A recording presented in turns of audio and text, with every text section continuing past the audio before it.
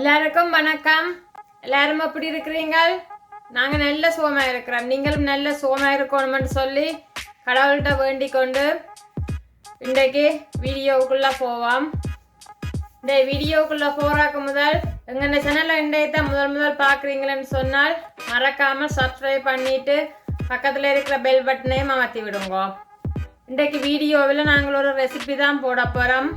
என்ன ரெசிபி என்று சொன்னால் பூசணிக்காய் வச்சு ஒரு ரைஸ் தான் செய்ய போகிறோம். வாங்க பாப்போம் இப்போ என்னென்ன வேணுமென்று சொல்லி. பூசணிக்காயும் தேங்காய் சொட்டும் ஒரு பெரிய வெங்காயம் எடுத்திருக்கிறேன். இதுக்கு கடுகும் பெருஞ்சீரகமும் சின்ன சீரகமும் எடுத்திருக்கிறேன்.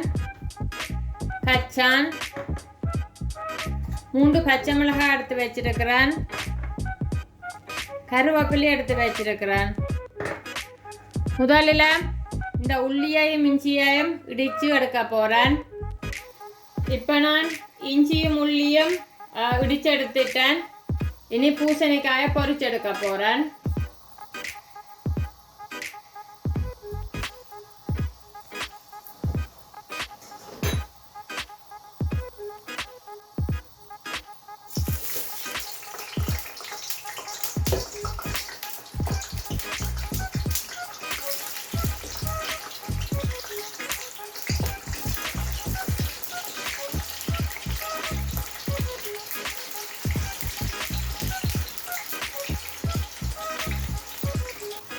இப்போ இது பொரிஞ்சிட்டது.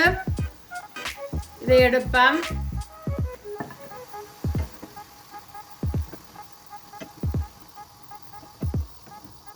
கொஞ்சம் முருகலாக தான் பொரிச்சேன் நான். ஏன்னா பூசணிக்காய் சாஃப்ட். இன்னொரு காய் இருக்கு, அதையும் பொரிச்செடுக்க போகிறேன். பூசணிக்காய் பொரிச்செடுக்கல அடிக்கடி வச்சு கிண்டக்கூடாது. அது சாஃப்ட் இல்லைன்னு சொன்னால் பிரிஞ்சிடும். பூசணிக்காய் பொரிச்சு எடுத்துட்டேன். இப்போ சட்டி ஹீட் ஆகிட்டது. கொஞ்சம் எண்ணெய் விடுறேன். இதுக்குள்ள இப்போ இந்த தேங்காய் சொட்டை பொரிச்சு எடுக்க போகிறேன். இப்போ இந்த தேங்காய் சொட்டு பொரிஞ்சிட்டது. அதையும் எடுக்கிறேன்.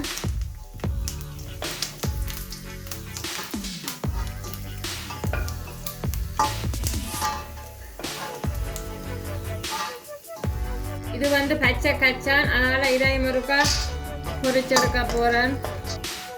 இப்போ கச்சானும் பொறி வாட்டுட்டது, அதுவும் எடுக்கிறேன். இதுக்குள்ள இப்போ கடுகு சீரகம் போட்டு வதக்கிட்டு அதுக்குள்ள வெங்காயத்தையும் போடுறேன். இது வதங்காட்டும். கொஞ்சம் பச்சை மிளகாயும் சேர்த்துக்கொள்கிறேன். இப்போ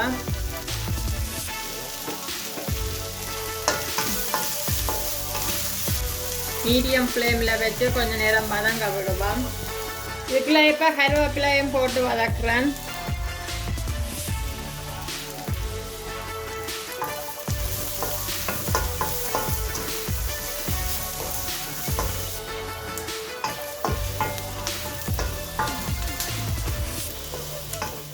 இப்போ இதுக்குள்ள நான் உப்பு சேர்க்கிறேன். இடித்து வச்சிருக்கிற உள்ளியும் இஞ்சியும் சேர்க்கிறேன்.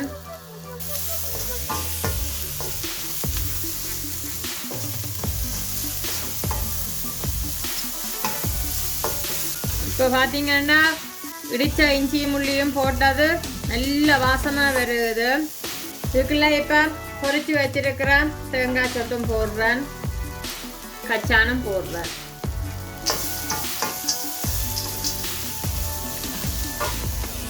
இப்போ பொரிச்சு வச்சிருக்கிற பூசணிக்காய் போடுறேன்.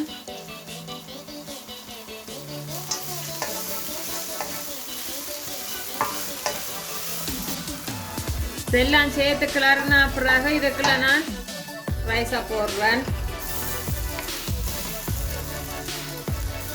முதல் செய்கிறீங்களென்று சொன்னால் கொஞ்சமாக செய்து உங்களுக்கு பிடிச்சிருந்ததுன்னு சொன்னால் அப்போ எந்த செகண்ட் டைம் செய்யக்க கூட செய்யலாம்.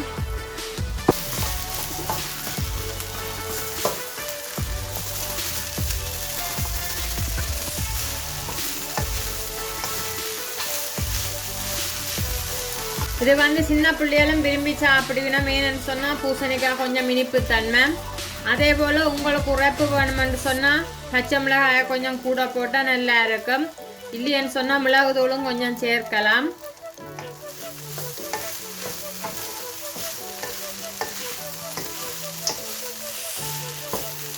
நெடுகளுக்கு தனியாக ரைஸ் சாப்பிட்டு அழைத்து போகிறாங்க. கொஞ்சம் வித்தியாசமாக சாப்பிட வேணும்னு சொல்லி நினைச்சிங்கன்னு சொன்னால் செய்து சாப்பிட்டு பாருங்க.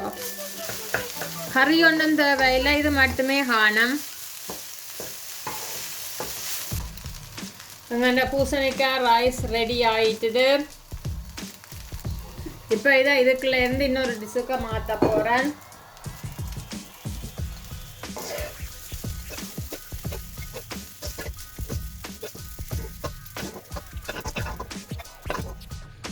சூப்பரான பூசணிக்காய் ரைஸ் ரெடி ஆகிட்டுது. நீங்களும் செய்து பாருங்க, உண்மையிலேயே நல்ல டேஸ்டாக இருக்கும்.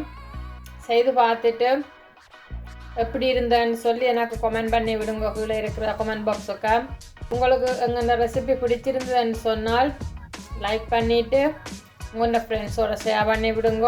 இல்லைன்னு சொன்னால் உங்களோட சோஷியல் மீடியாவில் ஷேர் பண்ணி விடுங்க. சப்ஸ்கிரைப் பண்ணாமல் பார்க்குறீங்கன்னு சொன்னால் சப்ஸ்கிரைப் பண்ணிக்கொள்ளுங்க. இன்னொரு நல்ல வீடியோவோட வாரேன். நன்றி, வணக்கம்.